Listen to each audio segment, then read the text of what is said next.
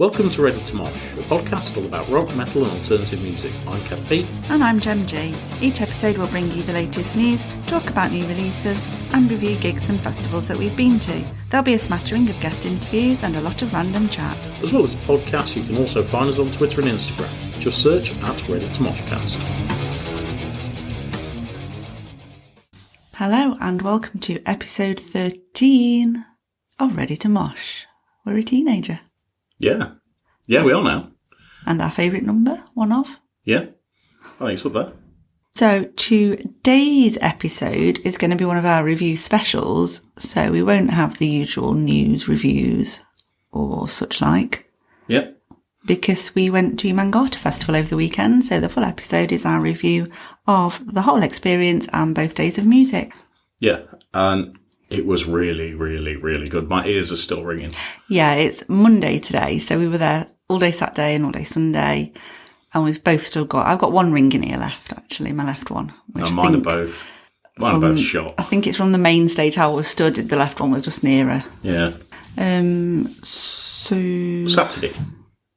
Oh, no. Yeah. Can you tell it's the hottest day of the year? Yeah. So far. We're going to start with just our general thoughts on the experience. Yeah. Okay. Well, what I thought was it was a great setup. I thought they'd used the space really, really well. Yeah, I've got down in my notes while I was just thinking, what did I think? It was very well organised and a really good layout. Yeah. Layout was really, really good. There were 2 bars and you could also use the pub as well. Yes, I think you could. I only used the toilets in the pub. I didn't use the bar, but I think you could get through. Yeah, you could go through. Having said that, when I went to the toilets, just going off a slight tangent already, it did say no service at main bar. There was a sign on the door where you actually went through into the pub, so I don't know maybe not whether that was the case for the whole weekend or whether it was just... I'm wondering, it was probably... Maybe. Yeah, they might not have done actually, because it would have been glass pints. Yeah. Anyway. Yep, slightly off. Should we just give a bit of context as to the size of the event? Yep. Small. Very small, yeah. I'd probably say, I'm trying to think how many people would have been there. Maybe like a couple of hundred? Yeah. I think at its peak, probably a couple of hundred people. Yeah, I'm not a great judge of volume of people, really. When it was kind of like, when it was split out as well between the stages, not everybody was watching everybody all the time. No. And in terms of the layout, it's basically at the Castle Rock Brewery in Nottingham. And it was kind of mainly outdoors in kind of a car park area, I think it was. Yeah, it looks like a loading bay in a car park. So that was kind of at the back of the pub. And there was the main stage in that area and what they classed as the third stage, which was a very tiny little corner with a gazebo over it, really. Yeah. And then there was the old cold store inside, which was the second stage. Which was not so cold. No, when you first went in, it felt cold, but then it was like toasty. Yeah, so that was the kind of setup. We've got some photos and some footage that we can share anyway. Yeah, I really enjoyed it. It was 2 bars, 2 food options. Well, 2 main food options. 2 main then food a couple of other little ones. There was I can't remember the name of the burger place. Bomber Burger. I think it was, yeah. That was an amazing burger. You enjoyed that, didn't you? I really enjoyed that. I think I had 2 over the weekend. Yeah, you had the classic one because they got 3 options, hadn't they? They'd got a special Gajira burger just for the event, which was a meaty one with some various toppings and a turkey dinosaur. Yeah. And then there was kind of a classic burger, wasn't there? A vegan burger, and then they did some fries as well. Yeah. With various toppings. My burger was so good. You got to pick your own toppings. And yeah, it was just a good burger. It was just really tasty. And they were actually barbecuing rather than grilling or frying. Yeah. So you got the constant smell of barbecue as well, which just made you hungry. Yeah, it definitely did. And and the fries as well. The fries were so good. Yeah, we shared some fries Sunday, didn't we? Really well seasoned. Yeah, so I really enjoyed that. And then there was Poke Waves, which was a poke bowl. A poke bowl. Is it pokey or poke bowl? How are you supposed to say it? No idea. Anyway, the poke bowls, which are another Nottingham company. I think they're based in Victoria Centre, if you're local. I think they've got a place. I think it's upstairs there in the food court or somewhere around there. Anyway, they had various different poke bowl options. I think there was a teriyaki chicken, a salmon, a prawn, a tofu, and a couple of other side bits. They had some like gyoza dumplings and a katsu curry option. Yeah, I wish I'd have gone for some of the dumplings, actually. Yeah, I almost thought about getting a side of the dumplings on Sunday because I had the tofu bowl, but you were already getting the fries to share. Yeah, you should have still got some dumplings. The beers that they got as well. Yeah. It was actually quite a decent selection. Yeah, obviously being next to a brewery, there was no danger of the beer running out. Yeah. Bonus. And they got, they got Mangata beer. They had a special IPA, wasn't it? Yeah. Brewed for the event. IPA they brewed for the event. It was really nice as well. And there was an oaty stout on tap. Various ciders on tap. Yeah. And a selection of cans as well, wasn't there? So there was Red Stripe. Hooch. 2 different types of hooch. They went down well. And a couple of other, they look like craft lagers I saw people with cans of. Yeah. And then inside they had more of a full bar, didn't they, with spirits and stuff. Yeah, on Saturday they also had a little stall that was doing coffees, iced coffees and smoothies. And that wasn't there Sunday, which I was a bit disappointed about because I was driving home Sunday. So Saturday was my drinking day. So I thought, oh, nice iced coffee or a smoothie would have been nice on Sunday, but it just wasn't there. No. And there was also a little sweet and snack stall that we didn't go to. We walked past it. Yeah. But I think it was just too hot and sticky to be eating sweets.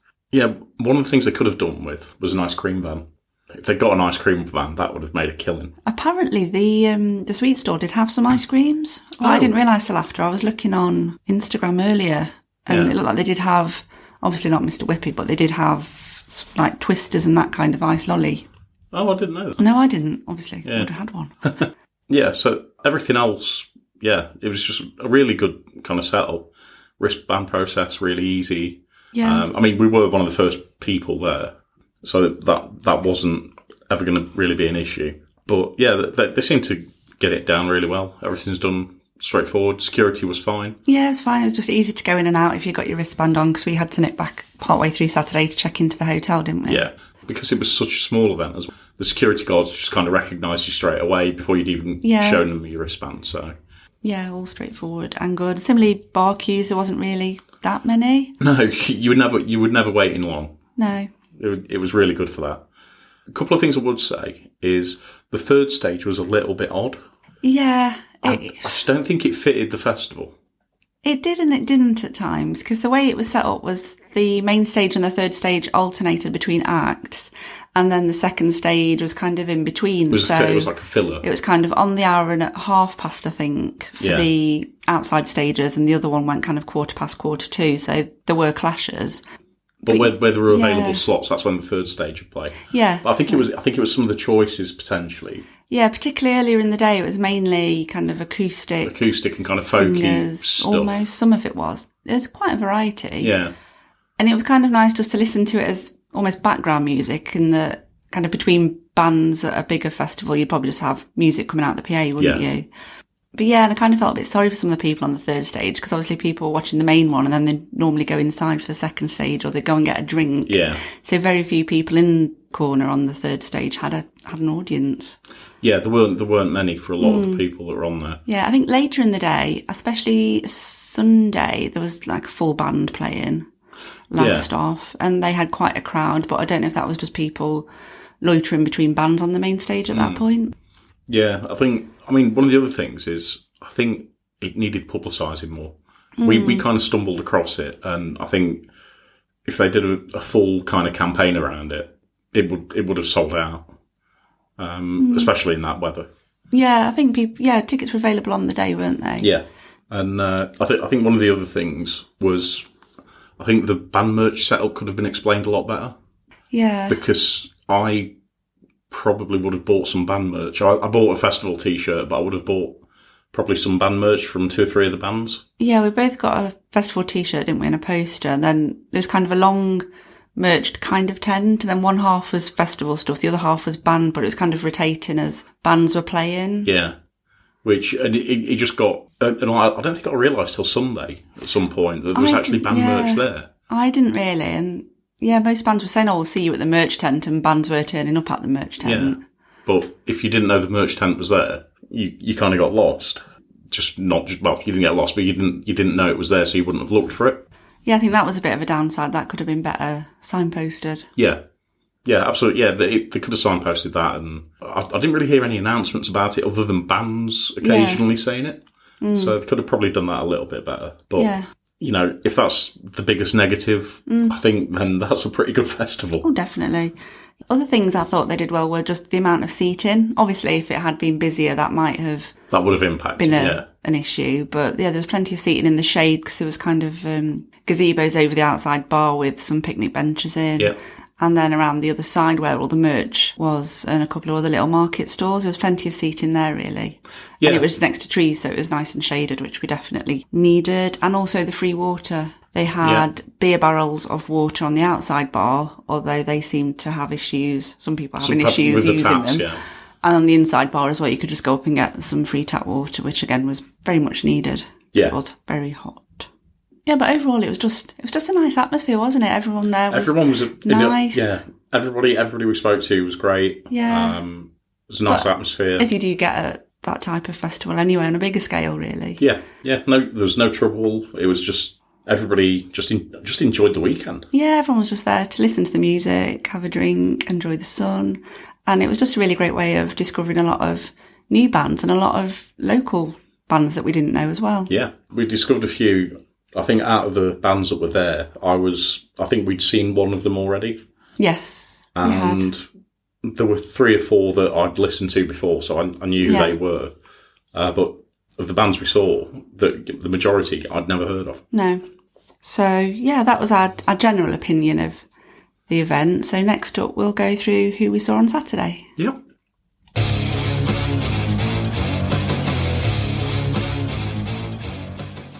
Right, so let's start with the bands we saw Saturday. Well, we made the first band, didn't we? Well, we did, but we didn't actually go inside to listen to them. The first band was Buried by My Heartache. Yeah. And they were on the second stage, and we were literally sat just outside, weren't we? Yeah, we couldn't have got any closer. Yeah, so we just gave them a listen to start with, but they sounded really good. Yeah, they did. Yeah, no complaints there. I did notice a few of the bands were slightly out of sync as well, or missing potentially from what I'd seen on the playlist. And yeah, I think there must have been some people pulled out for Saturday, and then there was an announcement Sunday. A couple of people who were on the third stage dropped out, and I know they got someone back from Saturday to fill in one of those slots, and I'm not sure who the other one was. They did fill it with somebody, but I don't know if it was someone. I don't think it was someone there Saturday. I think they just brought somebody else in. Yeah, so there were a couple of people missing, and actually the other thing just to mention before we go into the detail of Saturday that I liked was that they had printouts of the Clash Finder posters just around, so you could just have a look at that while you were waiting for the toilets or the bar. So that was handy, save you getting your phone out. But I did notice that a couple of bands were taped over, so they'd obviously had some last minute cancellations. Yeah, I do remember you saying about the tape. Yeah. Anyway, the first band we did actually watch was Froglord.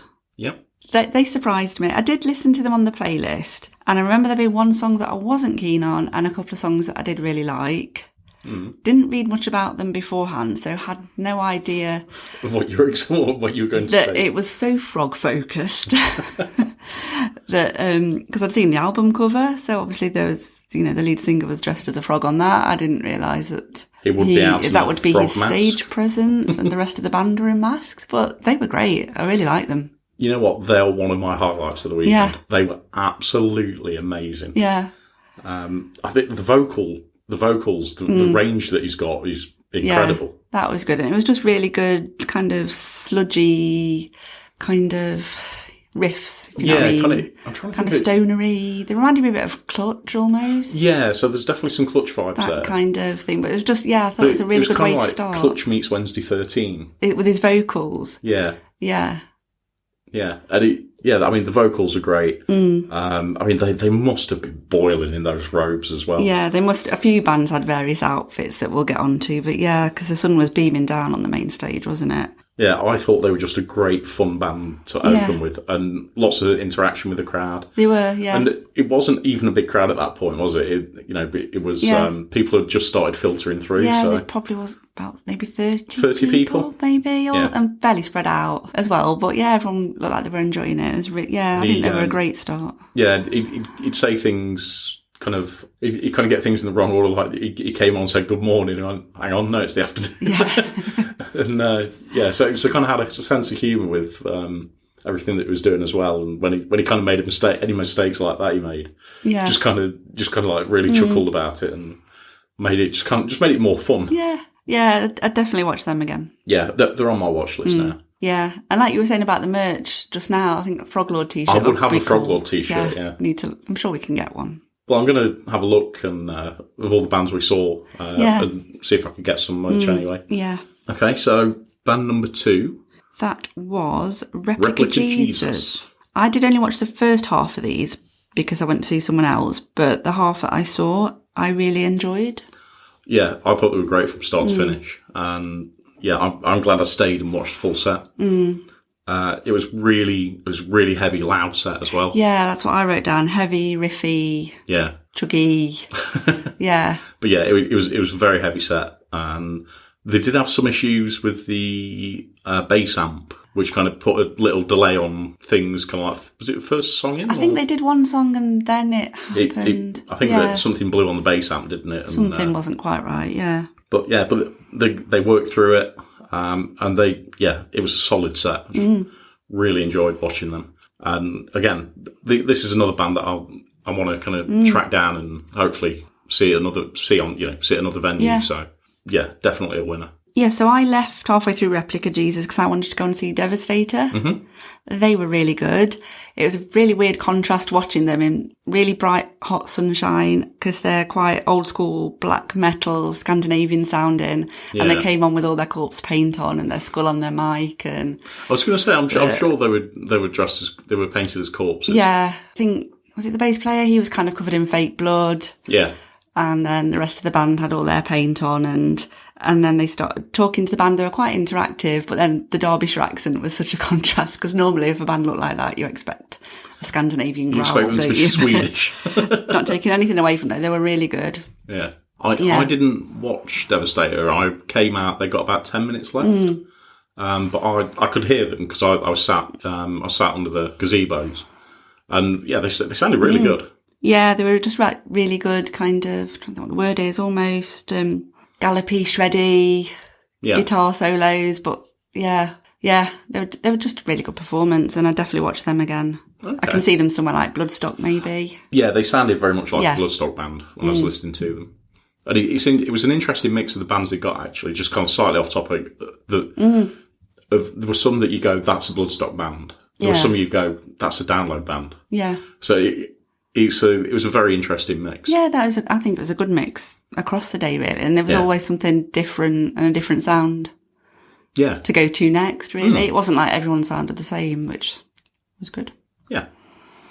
So, third band, Black Hawk Down. Yes. For some reason, I recall I didn't see the start of them.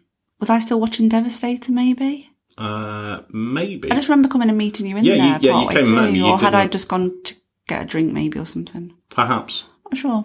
Anyway, Yeah. They were absolutely incredible. And sadly, which you didn't know until the day. Until they announced it, that was going to be their last ever show. I was sitting there really enjoying it, really getting into it, thinking, these are great, I like these a lot. And then as he said, as you all most probably know, this is our last show together. I was like, really upset. Yeah. I think they've been around about 12 years. I had no idea. Yeah. But they're just going on to separate projects, aren't they? Yeah, I read it somewhere that it was going to be the last show. And you know what? They delivered such a great set. It was really good. And it got really emotional as well. You could see it in the band towards the end. They were kind of like, this is what we're stopping. Yeah. And it's a real shame because I think they were great. His vocals were amazing, I thought. Yeah. Really strong. Very powerful voice, yeah. So, yeah, might just have a look out, see what they're up to next, I guess. Yeah, I hope there's going to be some new projects kind of spawn out of that and find out what everybody's doing and, Yeah. Yeah, keep an eye on them. We had a bit of a gap next because this is where we had to pop and check into the hotel, didn't we? Yeah. So there were a couple of bands that we might have watched if we were there, but... Yeah, we would have probably watched, but we had to go and check in, so we did miss a few bands. But the next one up was Cinco Lima. Yeah, they were our recommendation last week, or the week before, wasn't it? I think a couple of weeks ago when we had the triple recommendation. Recommendation, yeah. They were one of them. And definitely met expectations live. Absolutely. Beyond, really, yeah. We actually spoke to the bass player. We did when we first got there. Well, we had actually messaged them before, hadn't we? Yeah. And, and he just said, "Oh, I'll look out for you and say hi," whatever. And I'm like, yeah, cool. And we were just sat having our first pint. We were, yeah. Yeah, and the bass player came over and went, "Are you from the you guys from the podcast?" We were like, yeah, that'll be us. Yeah, he was like, "Yeah." Just came over and said, "Yeah, I'm Stoff from Cinco Lima." Like, kind of recognised his face, but wasn't 100% sure. I was. Because obviously I've been looking at quite a few bands over the last week in particular. But when he said, I was like, yes, I remember now. Yeah, that was cool. Yeah, so that was cool.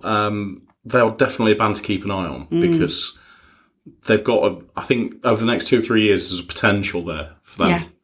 A lot of potential for them to get really, really good sizes. And actually, talk about the bass player, those bass licks were incredible. Yeah, that was going to be my next thing, really. Just really kind of cool, groovy, punchy bass lines that you can just and bop along to. Really, it kind of led the songs, didn't it? It was, really strong performance again. And, really good, powerful guitars, great sound. Yeah. And, I hope we get to see them somewhere again. Yeah.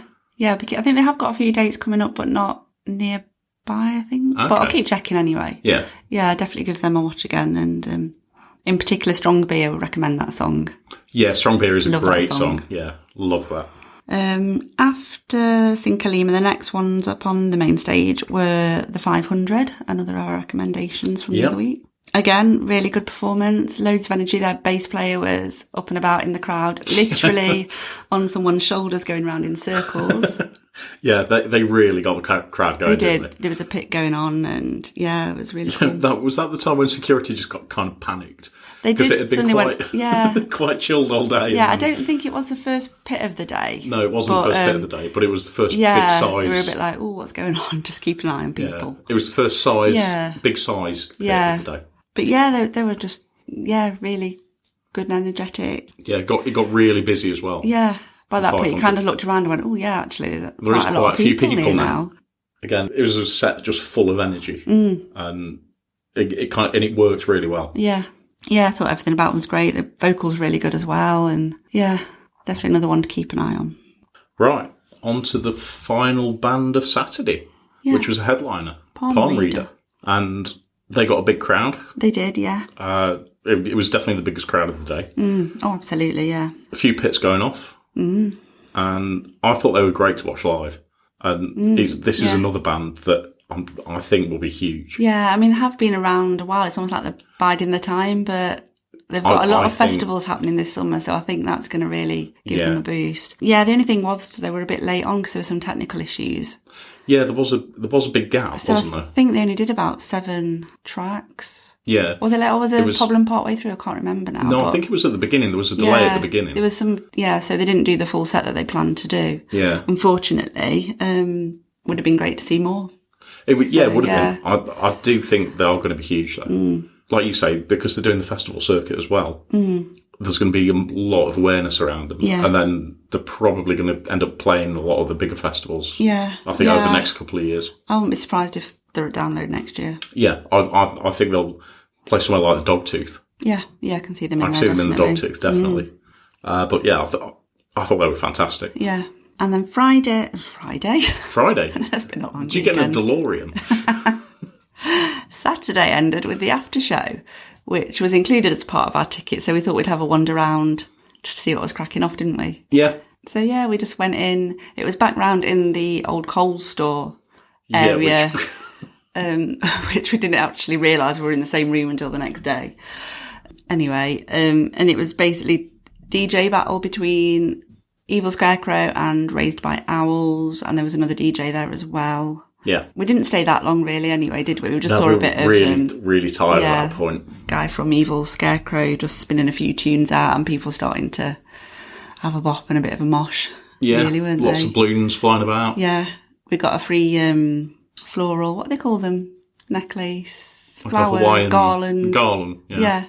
When you went in, which was fun. And the theme was supposed to be Hawaiian shirts. I look very out of place with no Hawaiian shirt. Well, you weren't the only one, though. I wasn't the only one, no. To be honest, there weren't that many people at that point. People. There was a couple of people took part, but so we didn't stay long. We just heard a few songs and then we decided to go back to the hotel, but I'm sure it was a great night for those who stayed along. Yeah.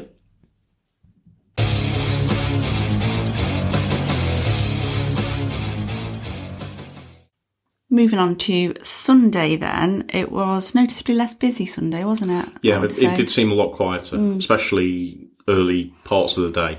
Yeah. I don't think it really picked up till later on. No, again, we were there pretty much from the off Sunday, weren't we? Yeah, we were. Might have missed the first couple of people, actually. We did, because we'd just sat in the shade and just having a drink. But again, because it was so small, you could do that and still listen to what was going on. Although, and I think it was just a tiredness thing as well, wasn't it? From Saturday and then into Sunday straight away. But the first band that we did see were Crosslight. Yeah. Oh, I thought they were amazing. They were, yeah. The lead singer's vocals were amazing. Yeah, she's got such an incredible voice. Yeah. Absolutely incredible. And they did it was a great rendition of Bruce Willis. Yeah.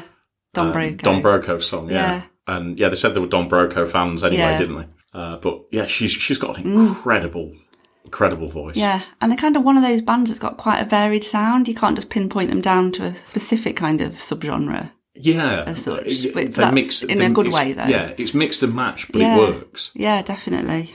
Yeah. Again, that's another band that I do want to see live. I thought they were really good. Yeah, definitely. The second band we saw was Bad Llama. Yes, they were really good. Yep, I enjoyed them. Another heavy set again. Yeah, that was what I'd noted down. Heavy riffage and kind of really aggressive, strong vocals. Yeah. Really solid performance. I felt like there was an issue with the guitarist's vocals. They just seemed a little bit low. Yeah. In places. And I don't know what that was. For some of the quieter bits, you struggled to kind of pick his vocals out. Yeah, you did a little bit, but there were a couple of technical problems kind of littered through the weekend, weren't there? But yeah, it didn't really detract. It wasn't detrimental, no. Yeah, and they really enjoyed them. Yeah. They're another one that could be, that's got a lot of potential. Yeah, absolutely. Next up, Chugaboom. Yeah. What did you think of Chugaboom, Kevin? I'll be honest, I listened to them on Spotify. I listened to them on Spotify. Yeah, because I made you. Yeah, and I didn't like what I was listening to. I watched them live. I thought they were really good. I think their live performance is better than the Spotify stuff. Yeah, for me, I do like a lot of their stuff on Spotify, but it is a bit hit and miss. They have got quite a lot on there. Yeah. And so some of it is completely bizarre as well. Yeah, maybe some of the stuff I listened to just wasn't the stuff that I should have listened to. But yeah, I mean, again, incredible vocals. Oh, God, yeah, definitely. His range is just absurd. But you didn't actually see the live performance of Bohemian Rhapsody. I didn't know. But yeah, I've definitely got some clips of that and just the whole soprano, would you say it is, that Freddie does? He can do that. Yeah. And then just into a complete metalcore growl. His vocal range was just insane. But yeah, like I say, I wasn't a fan listening to them on Spotify, but live, they were really, really good. Yeah, I would absolutely watch them again. And another band, they were in full on, the kind of eye masks that they wear, but they had almost like a balaclava covering the whole face. Yeah. And at one point, I think it was just before Bohemian Rhapsody, the lead singer he was trying to drink water out of a bottle. I'm thinking, how are you doing that when you've got your mouth covered over? Yeah. And he kind of did nip behind stage to get a drink. Yeah, I didn't see that. But yeah, that was fun. And another highlight was their latest single, I Don't Want to Be an Adult Anymore. That really got the crowd singing along. And they did put a post out in the week before the festival saying, I hope everyone's learned all the words to this one. So yeah, that went down really well. And yeah, the crowd really enjoyed them. Yeah, you could tell. They were good live. So while you were watching Chugaboom, I left halfway through. Yeah. And I went to go inside and watch Miscreant. Yeah. Who are a band we've seen before. They are, yeah. I thought this time their performance was a million times better. Yeah, I came in to see the second half, didn't I, after Chuck-a-Boom had finished. And I thought they were a lot better than we saw them support Death Blooms. Yeah, so we saw them support Death Blooms, and I can only, like we said at the time, we thought there must have been technical issues with the audio, because it wasn't working at all through the first 3 quarters of the set. First time I saw him it was Beta at Rock City, wasn't it? But the last quarter of the performance suddenly got really strong. Yeah. And we said, we wonder if it is technical issues. And watching them again, where there was no issues, they were absolutely amazing. Yeah. And I think unfortunately at Rock City, they just had a bad gig. And I felt the set was heavier this time than at Rock City. The Rock City one seemed a bit lighter. Yeah, it definitely came across heavier. Yeah, I thought. But yeah, I enjoyed this one. This set a lot more. Yeah, hell of a lot more. Yeah, I think they're definitely ones to look out for. Yeah. On the up. Who was next? Next up was Blood Youth. Yes, they were headlining the second stage Sunday. We were expecting, because it was indoors, it to be packed, weren't we? We kind of went in a few minutes before. Yeah, and it wasn't as busy as as busy as I thought it was going to be. No, it did get busier. Yeah, and they'd got a bit, kind of like a couple of pits inside, I think, down the front. Yeah, they'd got some pits going off. And to be honest, it was almost like an L-shaped inside, wasn't it? So it could have been busy around the corner that we couldn't see. Yeah, we were, but where I was stood, it did look. Also, I'm a bit taller than you. Yeah. It did look a lot busier down that side. But we were expecting the room to be really packed. But anyway, they were really good. I'm glad I've finally seen them. Yeah, same. Very heavy. But just really good too. Yeah, again, these were kind of like one of the best bands of the weekend for me. Yeah, they were definitely a highlight. They did seem to be shorter than expected, the set. Oh, the set, not them. Yeah. Oh, yeah, they were a tiny little band. But no, I think they were scheduled to be on for an hour, and I think they only did maybe 3/4. Yeah, I don't think they did do the length that I expected them to do. No, just based on the Clash Finder that was posted around. When he said they'd only got 2 songs left, I was like, I was expecting at least, I don't know, 2 or 3 more than that. Yeah. Yeah. But what they did do was really good. Yeah. I'd sooner have kind of like 45 minutes of great music than an hour with 15 minutes of maybe not so great. Oh, yeah. But yeah, I thought they were brilliant. And again, these will probably be at Download next year. Yeah, I would expect them to be there. They're at Bloodstock, aren't they, in a few weeks? Yeah. So Download would make sense to see them there. But yeah, I'll probably go and watch them at Bloodstock as well. Yeah, definitely. And obviously there'll be a much bigger crowd there. But the crowd that they had got was obviously very kind of a core fan base, because they were asking who'd been with us from the start, who's been with us since the first album, and you could tell. And there were quite a few people as well. Yeah. So like you say, they have got a proper core fan base. Yeah. And then we've got our Sunday headliner, Ocean's 8 Alaska. Yes. And what were you thinking? To be honest, I wasn't overly familiar with them. I hadn't listened to them that much beforehand, compared to some other bands that I'd listened to beforehand. So I wasn't fully sure what to expect. But I thought they came across really well. I thought it was a good performance. Yeah. Yeah, I think they were a perfect choice as a headliner. I think whoever did the promotion for it and whoever did the booking and got them involved made a great choice. I think it was the perfect band to finish. Yeah, definitely. I think the same with Palm Reader, really. I think they were the perfect headliner for Saturday, and I think it was just really well balanced with those 2 bands headlining each night. Yeah, I think they got it spot on. And I was really impressed with them. And it's another band that I do want to keep an eye on and go and watch again. We didn't watch the full set, but we watched pretty much most of it. Most of it, yeah, I would say. Because we were incredibly tired by that point, weren't we? We had to drive home. Yeah. But yeah, I was really impressed. And there's still a fair few people hanging around to watch them as well, which was a good thing. So there wasn't that many people kind of leaving, really. No. So the people that were already there were staying to the end. And yeah, I thought they performed fantastic. Yeah. Yeah, I really enjoyed what I saw of them. Yeah. So I'm definitely going to go and watch these. I think overall, the festival, I think the bands that we saw, the bookings that were made, I think the whole thing was just perfect from start to finish. Yeah, absolutely. And fingers crossed it'll be on again next year. Yeah, I certainly hope so. It'll be a shame if it's not. And it's I just think they need to publicise it more. I think that's the only thing. If they're going to really bring some crowds in, that's what they're going to have to do. I mean, I think they did do some publicity. I don't quite know what else they could have done, because it was. I saw sponsored posts on Instagram. See, I didn't see any of that. Yeah, I did, and I know there were posters up in various pubs in Nottingham. We saw. I don't know. Maybe just advertise a bit more wider. I don't know. Really. Yeah, possibly. And I know some bands were publicising it as well themselves. They were. Obviously, they've got to have the audience that are willing to travel or be around here to start with. Yeah, Having said that, we spoke to a couple of different couples who had travelled from the Leicester area. Yeah. It's really easy to get to. Yeah, it's very easy to get to. And I think the location is spot on.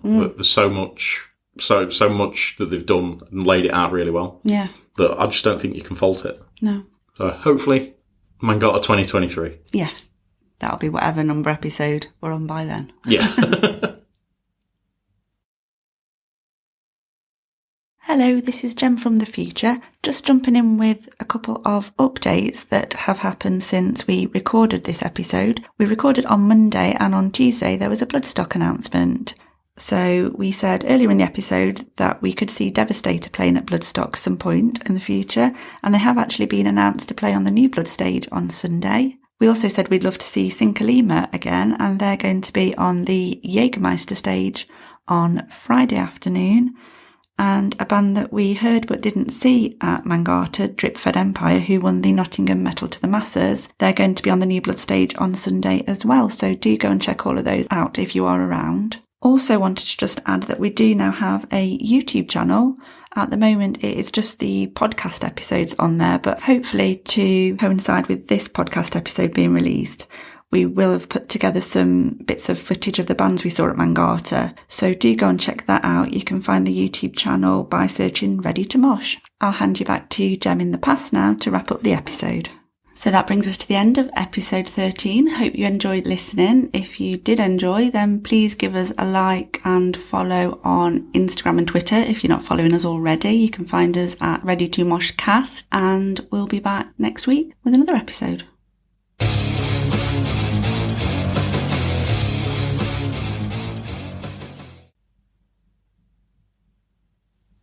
Make it stop. Moog.